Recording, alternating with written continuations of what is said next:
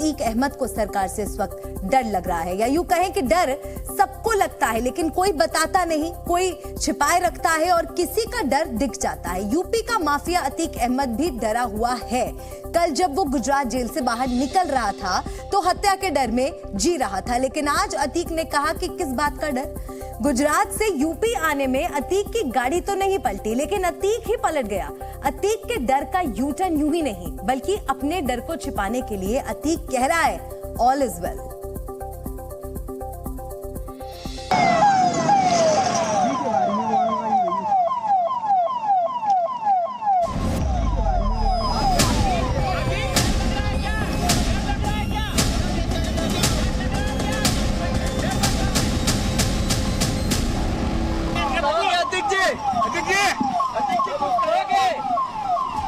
मेरी हत्या करना चाह रहा है। क्या चीज? मेरी हत्या करना चाह रहा है। मेरी हत्या। आलिस डर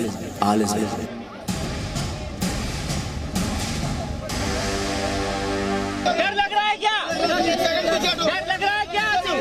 डर लग रहा है? हाँ? डर लग रहा है क्या?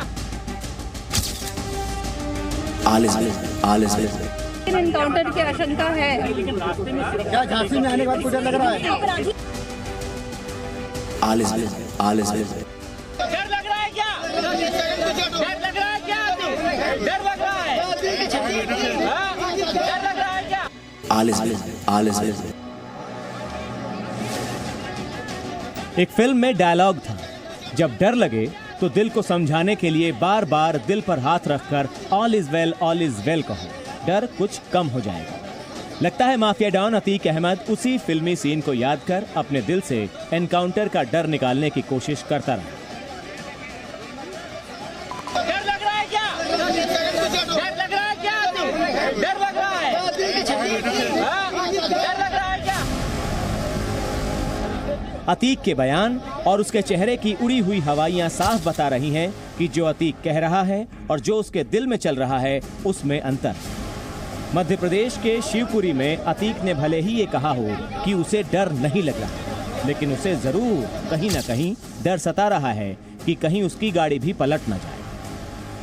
वैसे साल 2020 में यूपी पुलिस के जवानों की हत्या करने वाले विकास दुबे को उज्जैन से कानपुर शिवपुरी के रास्ते ही लाया गया था और बाद में कानपुर में उसकी गाड़ी पलट गई थी। शिवपुरी के रास्ते में अतीक को ला रहा काफिला कुछ दूर ही बढ़ा था कि काफिले में मौजूद गाड़ी से गाय की टक्कर हो गई। टक्कर से गाय की मौत हो गई। काफिले की गाड़ियां पलटने से बच गई। 30 सेकंड के लिए वहां गाड़ियां रोकनी पड़ी। उस 30 सेकंड में अतीक की धड़कनें बढ़ गईं, बेचैनी बढ़ गई। शिवपुरी से यूपी पुलिस का काफिला यूपी की सीमा में दाखिल हुआ और झांसी पहुंच गया। झांसी पुलिस लाइन पहुंचते ही अतीक ने तबीयत खराब होने की शिकायत की। यूपी में आते ही अतीक की घबराहट बढ़ गई। झांसी पुलिस लाइन में अतीक की घबराहट दूर करने के लिए डॉक्टर बुलाना पड़ा। डॉक्टर ने बताया कि रात भर ना सोने की वजह से अतीक को बेचैनी होने लगी। अतीक अहमद को पुलिस वैन में नींद क्यों नहीं आई होगी, यूपी के लोगों के लिए यह समझना आसान है।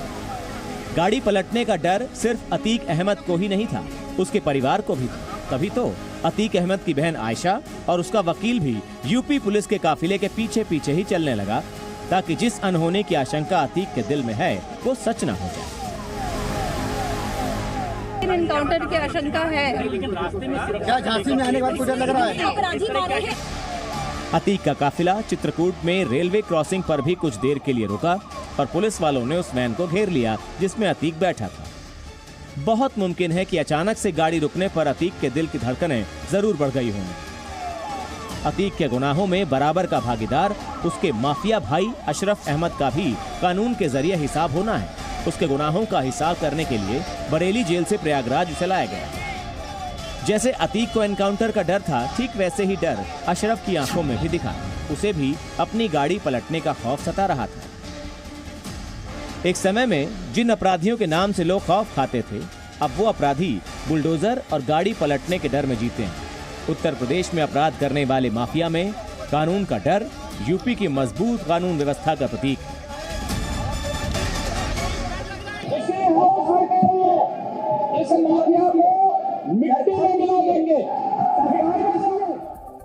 एक बार फिर से मौलिक का हम रुख करेंगे, जो लगातार इस काफिले के साथ बने हुए थे, पल पल की जानकारी आप तक पहुंचा रहे थे। मौलिक, आपके माध्यम से जी न्यूज के दर्शकों ने अब तक के घटनाक्रम को देखा और समझा।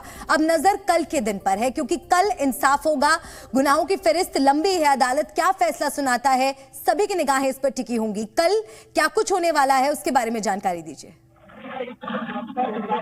बिल्कुल मल्लिका, आज का दिन खत्म हुआ। सेंट्रल जेल में, नैनी जेल में उनको भर्ती करा गया है।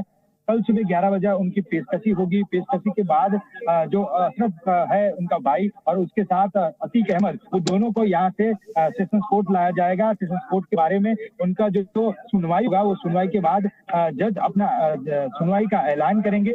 जज जो चुकादा देंगे उसके आधार पर उमेश पाल की हत्या में क्या निर्णय आता है, उसके ऊपर सबकी नजर बनी रहती होगी, क्योंकि कितने महीनों बाद ये जेल का चुकादा आने वाला है। क्योंकि इसके पहले भी कई गुनाहों में अशरफ खान और ये जो अतीक अहमद जो है, वो दोनों 119 से भी ज्यादा गुने उनके ऊपर दर्ज हुए हैं। और कल पहला ये गुनाह ऐसा होगा जिसके ऊपर चुकादा आने वाला है। और सेंट्रल जेल अहमदाबाद में छुपा बैठा ये अतीक अहमद आज फिर से यही कोर्ट में चुकादा के लिए आया है। तो कहीं ना कहीं उसकी धड़कन जो है वो बेबस और मायूसी उसके शरीर के ऊपर दिख रही है। कल उन्होंने झांसी आते ही समय ऐसा भी बताया था कि उनकी धड़कन जो तेज होती है, उनका जो ब्लड प्रेशर है वो कहीं ना कहीं हाई होता है। तो ये चिंता उनकी जताई गई।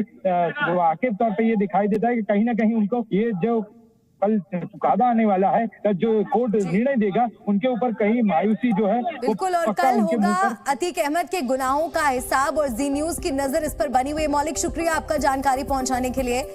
और इसी के साथ देश हित में फिलहाल इतना ही।